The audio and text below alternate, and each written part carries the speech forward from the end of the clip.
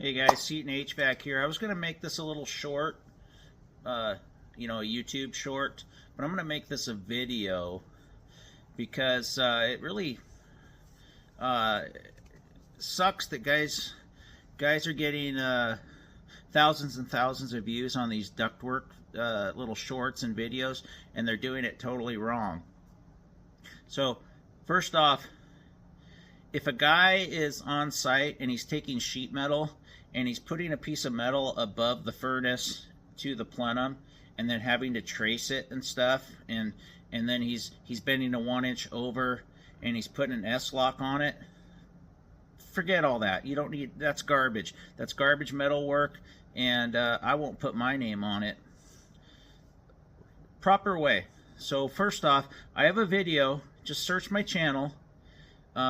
It's how to start a 4-way offset. Okay, if you got a weird transition and you can't find a flat side, the math is all there. You just got to use your brain and know how to do it. Okay, don't start sticking metal up and then tracing it and trying to do all this garbage. It's a big waste of time, and you're going to screw it up a million times if you try to do it that way. The math is all there.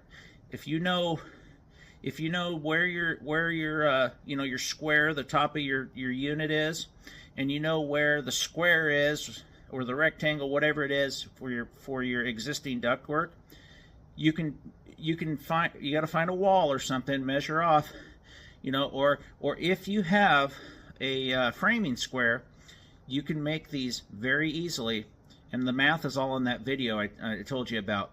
I'll see if I can put the link to the description. I just saw it as on my analytics on my channel that somebody had just looked at it. It's all there, guys. All you got to do is have a framing square or find a flat wall and measure off. As soon as you have that first offset piece, you can make the other offset pieces no problem. The math doesn't lie, and I've showed you guys in many other videos how to lay out these fittings very, very precisely. I've done simple offsets, with one side that's off. I've showed you 4-way offsets, how to do the math with that. So I just wanted to reiterate that because it irks me every time I watch. I won't mention their names, but these guys that just, they do these YouTube shorts real quick where he thinks, so here's what you do: you put that metal up there, take your marker and trace it. You don't have to do any of that garbage. That's you know what that is? That's what a DIYer would do. Anybody can trace something, but knowing the math and knowing how to build the fittings properly is very important. And it just irks me that those guys go on there and guys, oh, good metal work, man, that's real good.